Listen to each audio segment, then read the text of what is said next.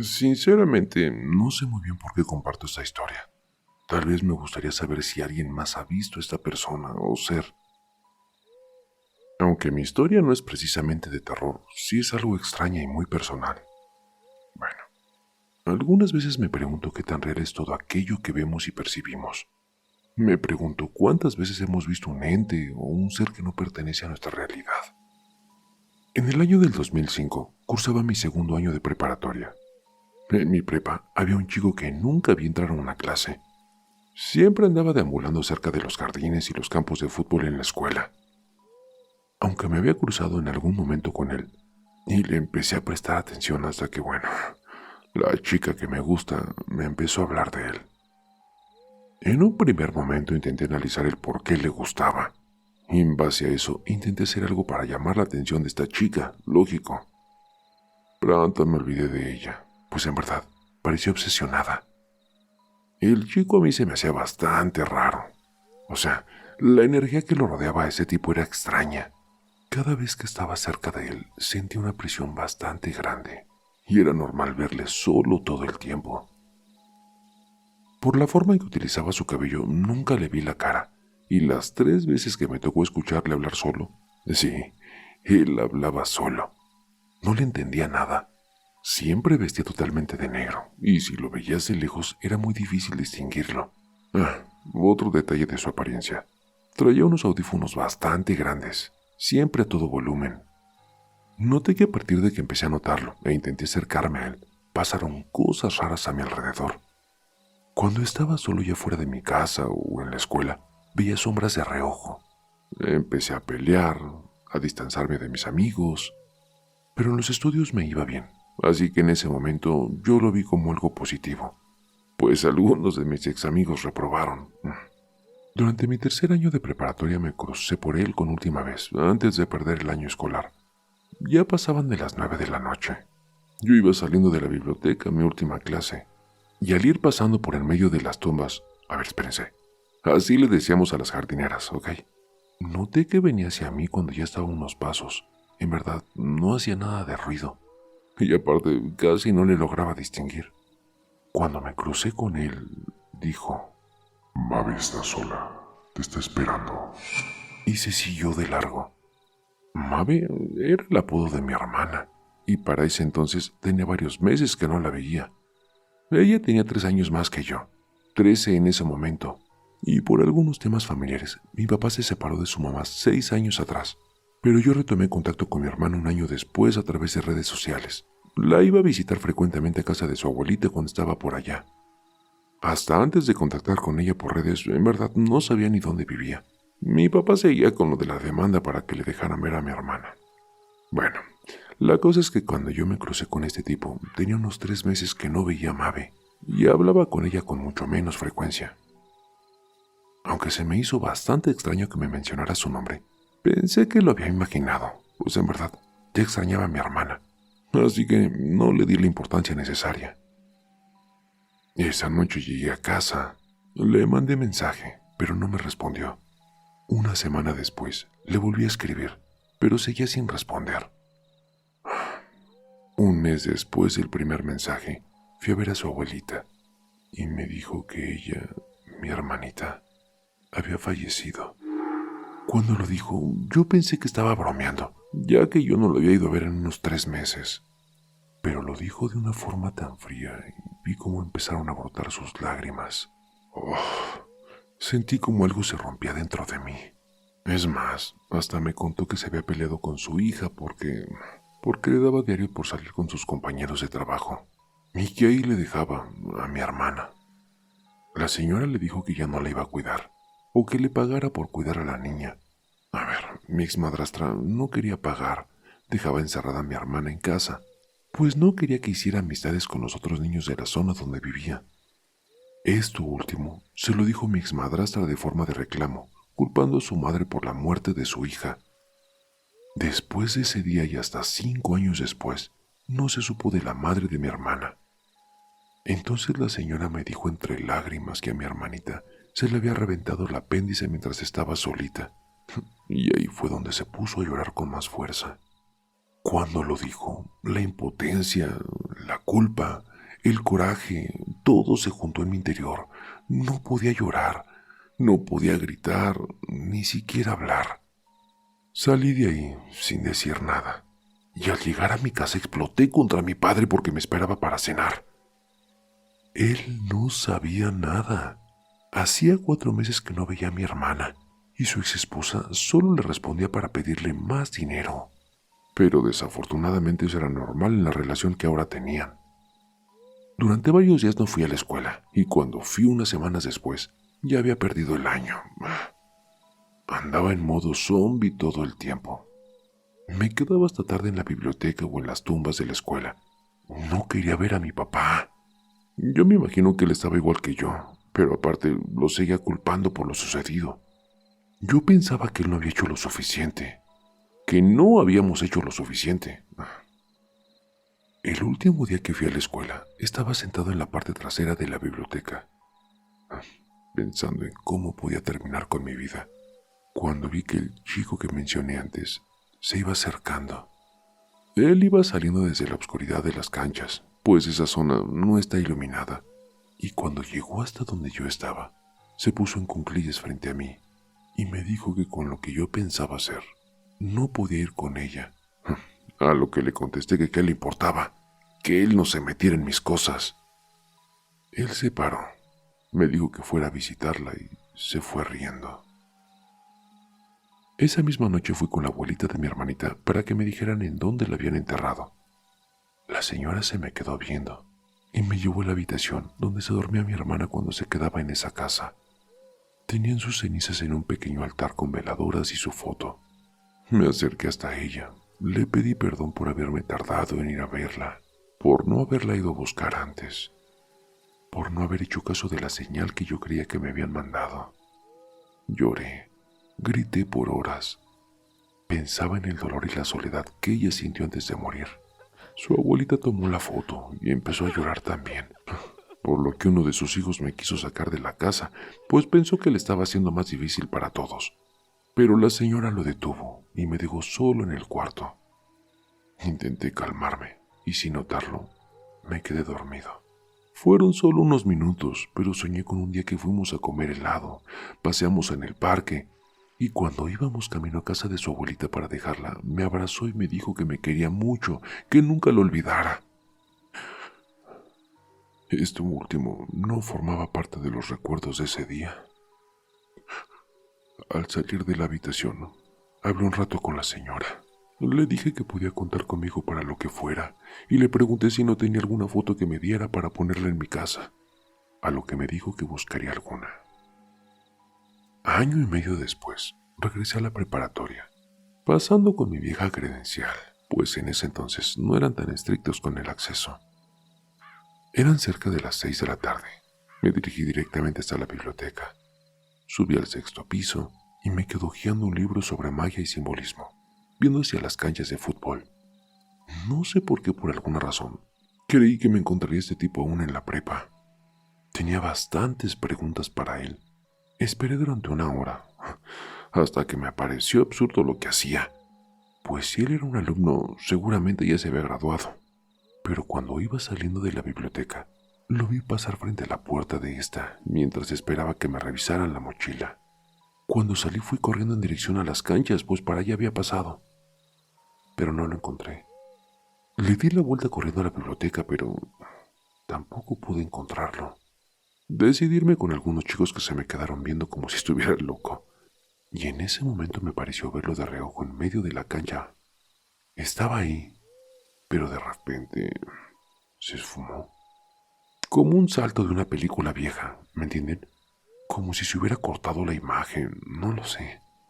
Me pareció que esa visita me había puesto bastante mal. Y solo estaba imaginando cosas, por lo que mejor me fui de la escuela. Y bueno, esa es mi historia. Gracias por leerme.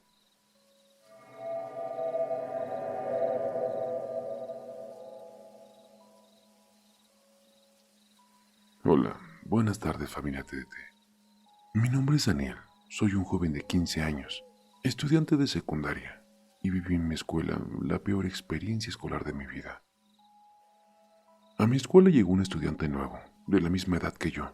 Su nombre era David.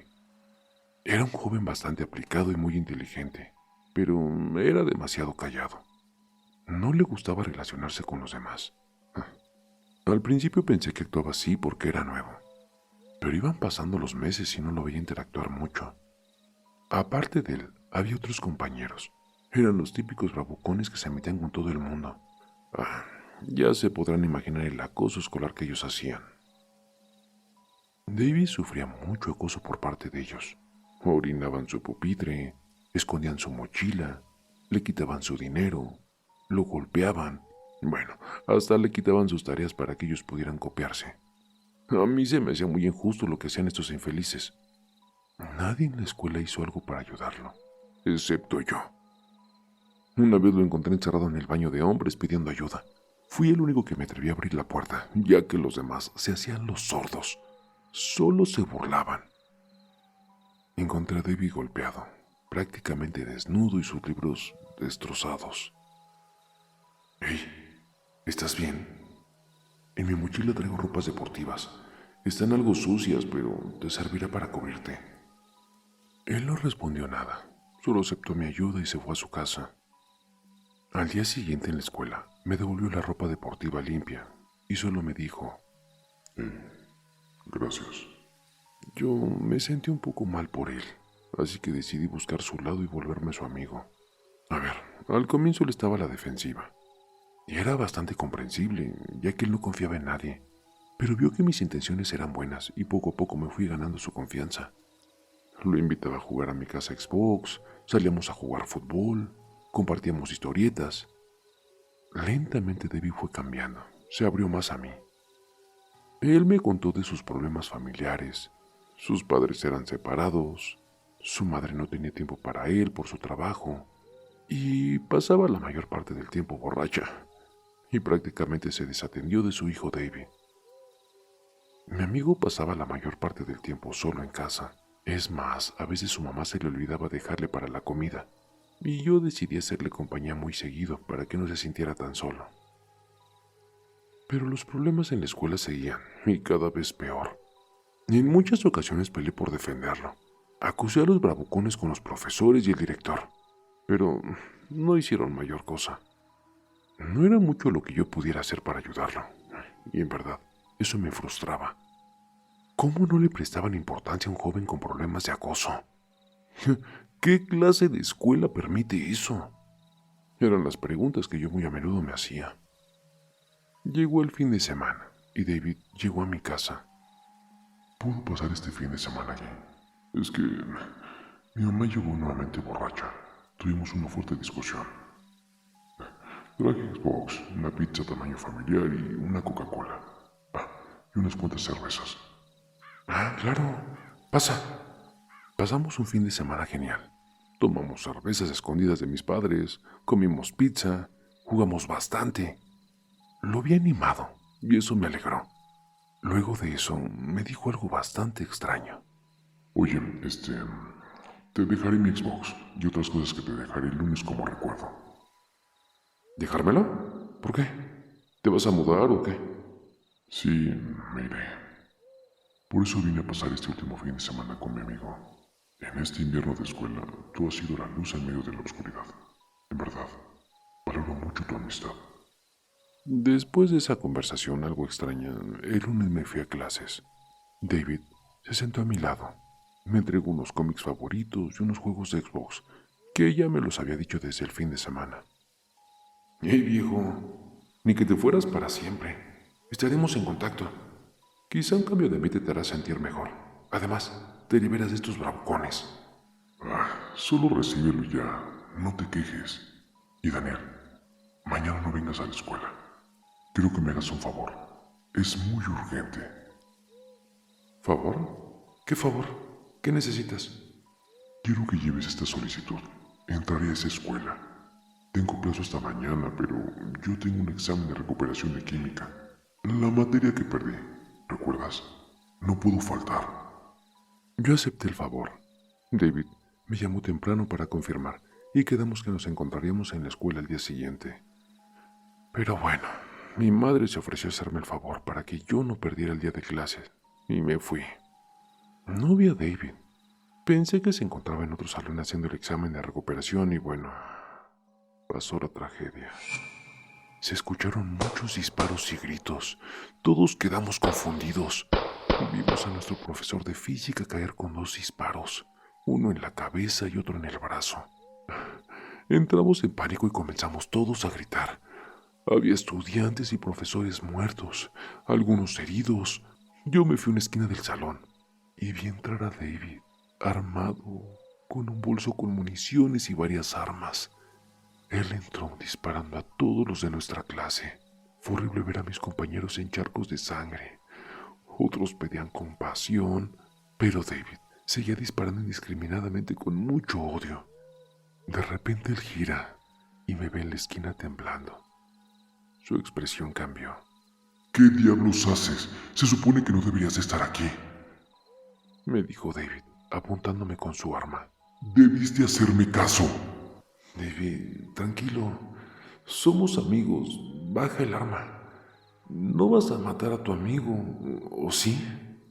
¿Qué pasó? ¿Por qué estás aquí? Mi mamá me hizo el favor que me pediste, porque no quería que yo perdiera el día de clases. Por eso vine. Vamos, viejo, baja el arma. A ti no, Daniel. A ti no te mataré. Fuiste mi único apoyo. Lo siento tanto. No tenía alternativa. Estos bravucones, mis padres, las personas que ignoraron cómo me maltrataban y humillaban, solo se burlaron de mí. Ellos arruinaron mi vida. Solo tú fuiste mi amigo. Dave empezó a reír a carcajadas. Perdóname. Lamento que vieras esa parte de mí. Pero el desespero y la desesperación me llevaron a hacer esto. No puedo más. Amigo, el mundo es cruel. Yo no le hice nada a nadie. Traté de ser un buen hijo, de tener mejores notas. ¿Por qué tengo que sufrir, viejo? Yo no merezco esto. Traté de que Dave entrara en razón para que bajara el arma y se entregara, pero no quiso escuchar. David colocó el arma dentro de su boca y disparó. La bala salió de la parte de atrás de su cabeza. Mi amigo ahí quedó. Luego de eso, llegaron muchos policías, había periodistas, padres de familia desesperados por saber cómo estaban sus hijos. Mi madre me abrazó fuerte y lloró mucho. Ese día murieron más de 15 estudiantes y 4 profesores. Fue la peor tragedia. Al funeral de David no fue nadie, solo sus padres y yo. Me dolió todo lo que pasó. Ahora, sé que David tenía todo planeado. Por eso me dejó sus cosas favoritas, pero jamás me pasó por la mente que haría algo así. La sociedad lo tildó como un asesino, pero nadie sabe la serie de problemas que desencadenó todo esto. Digo, a ver, no lo justifico, pero todo eso se pudo haber evitado si le hubieran prestado importancia. Nunca olvidaré ese día, nunca olvidaré a David, aun si lo tildan como un criminal. Para mí, fue un gran amigo.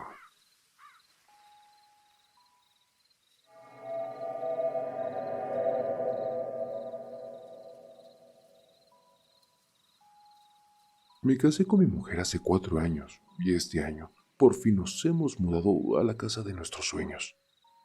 Es una casa rústica de más de 150 años. Y bueno, está en las afueras de un pueblo, pero a poca distancia de todo lo que necesitamos.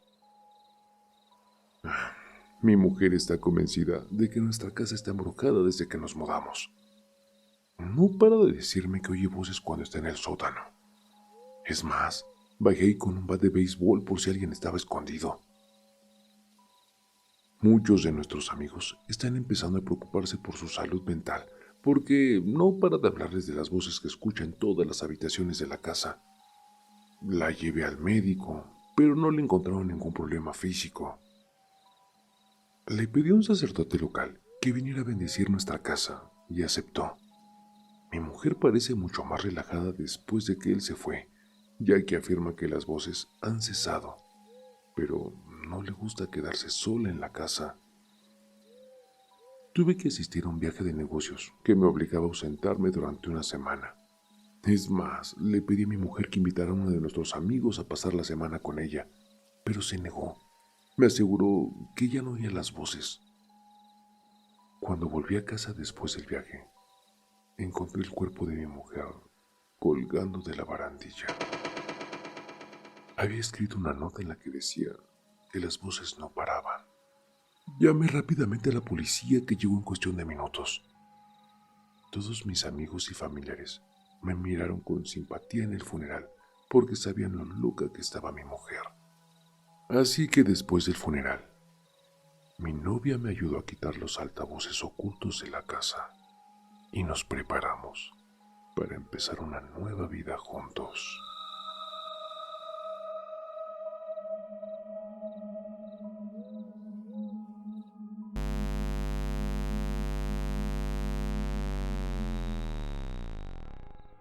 El terror está más cerca de lo que crees, y no lo digo yo, lo dicen ellos.